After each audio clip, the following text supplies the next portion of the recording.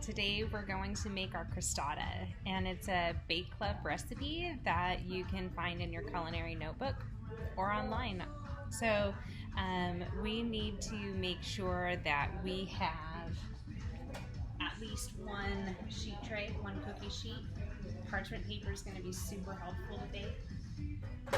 To make our dough, we are going to need some powdered sugar. We're going to need some flour. We want to make sure we have that out, as well as some salt. I need 2 eggs because we need the yolks out of these today.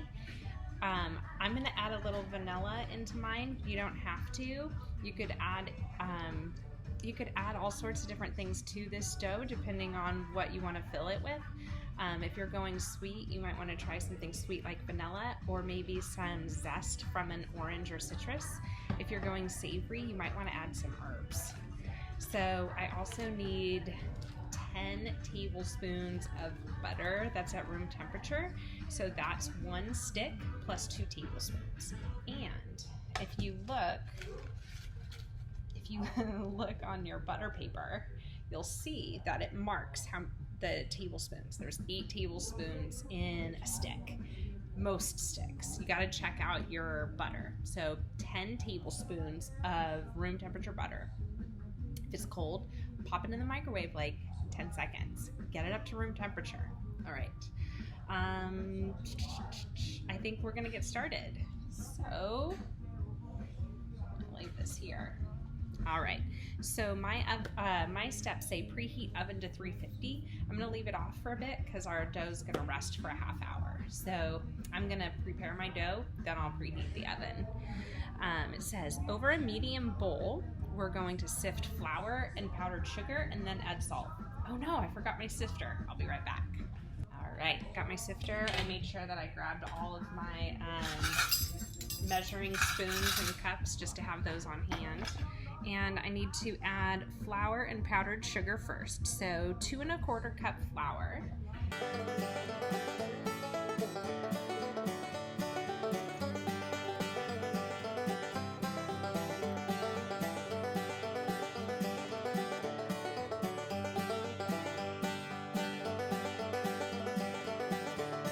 All right, and about 2/3 cup powdered sugar.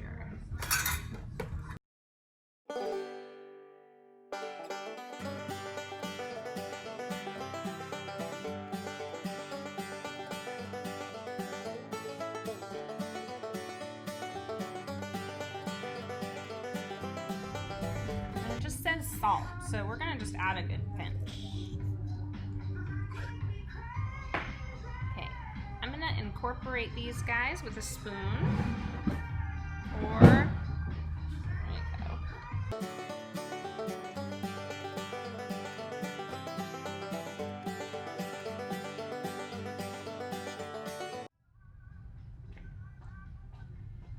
All right.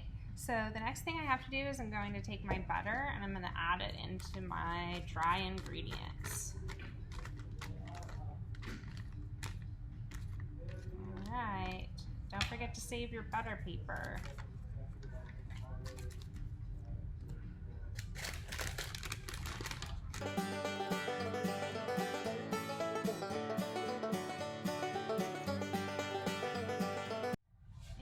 I'm going to use my hands to turn this into sand.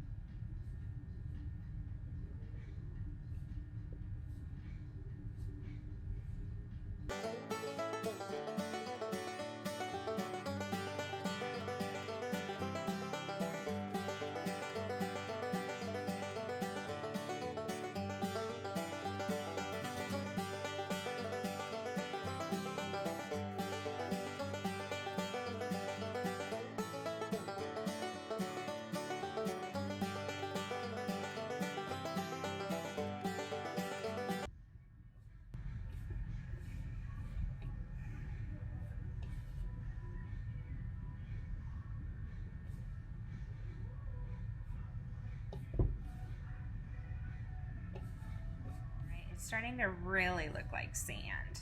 The big chunks are all broken up and it feels super soft and just lovely. All right, go wash your hands. Okay, so now we need 2 egg yolks. So you're gonna have to learn how to separate an egg, and it's not hard at all. So what you're going to need is you wanna keep your flour bowl over here, and we're gonna crack our eggs over a separate bowl or a liquid measuring cup. All right, so what you wanna do is, if you have Instagram, Mr. Van and I taught this lesson a couple weeks ago. Okay, so give it a tap on the side, and you just want to like crack it open, okay? And the best way to get all of the egg white out is really to do it in your hand. And just like that, there is no egg white left. I'm going to add my egg yolk right into my flour mixture. And I'm going to do one more. All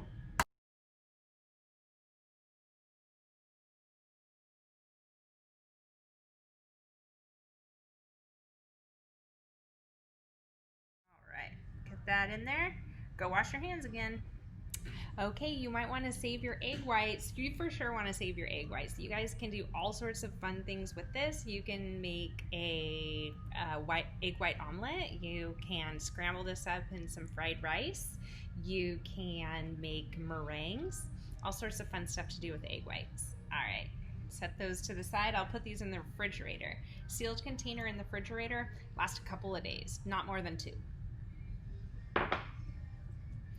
All right, so I'm going to also add a little bit of vanilla, just a touch. So here we go.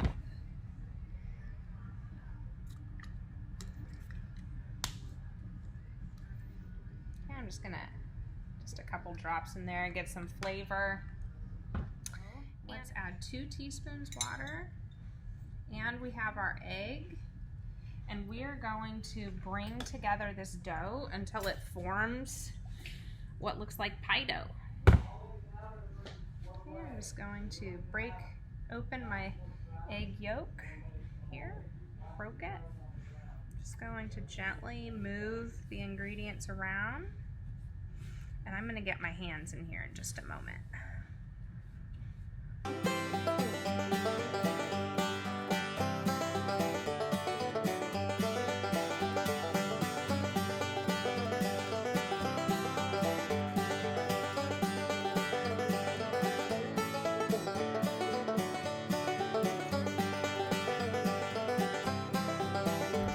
And I just get my dough into the 3 discs as best that I can, or however many crostatas you want to make.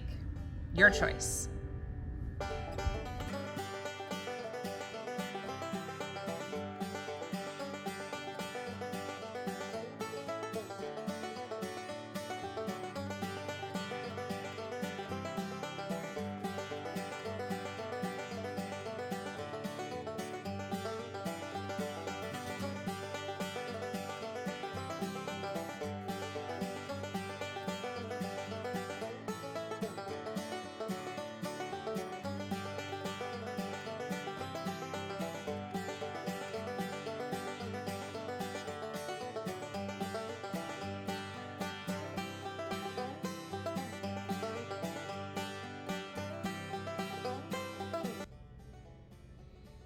You want to make sure that you clean your countertop really well. So clean any crumbs, then you want to sanitize, but make sure there's no chemicals, so you might want to give it an extra wash.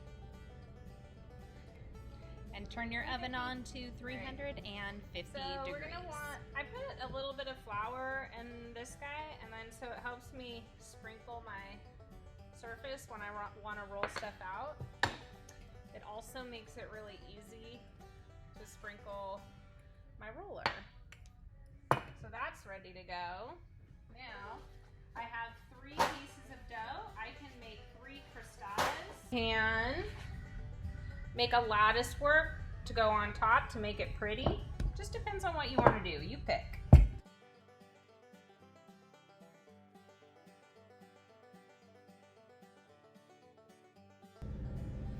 If your dough is really hard and maybe was in the refrigerator for longer than 30 minutes, you're going to want to let it sit out for probably 10 minutes before you start to roll it.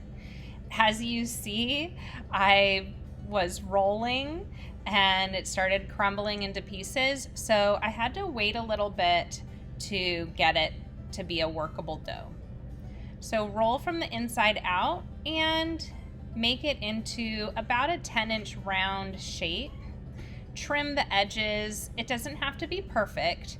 And then move your pie dough onto your cookie sheet. Once you get your pie doughs all on your cookie sheets, you are going to fill them, crinkle the edges, and if you would like to, you can always create a lattice work for the top.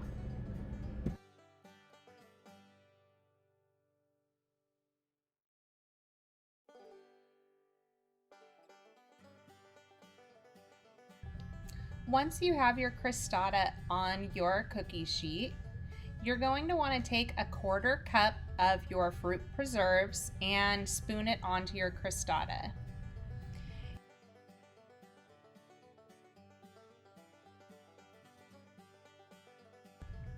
Once you use your spoon to spread it almost all the way to the edge, you're going to want to take the edge of the dough and just fold it up around your preserves. You want to get a little bit of the preserves underneath that dough. It'll create a nice surprise when you bite into it.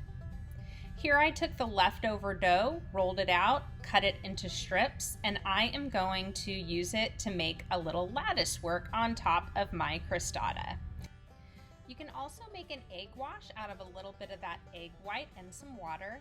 Brush it onto the dough and it will create a nice shiny texture of your crostata. Once you have your crostatas in the oven at 350 degrees, set about a 25-minute timer and check out what they look like. I have them on 2 racks, so what I did is I changed them around in my oven because your ovens do not cook at the same temperature everywhere inside the oven.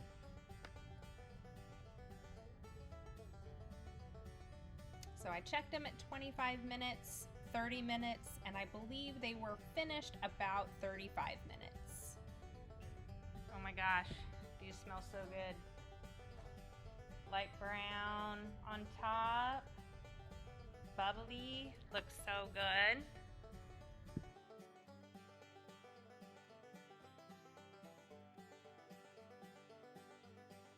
Join us for this and more with Coleman's Kitchen at www.colemanskitchen.weebly.com.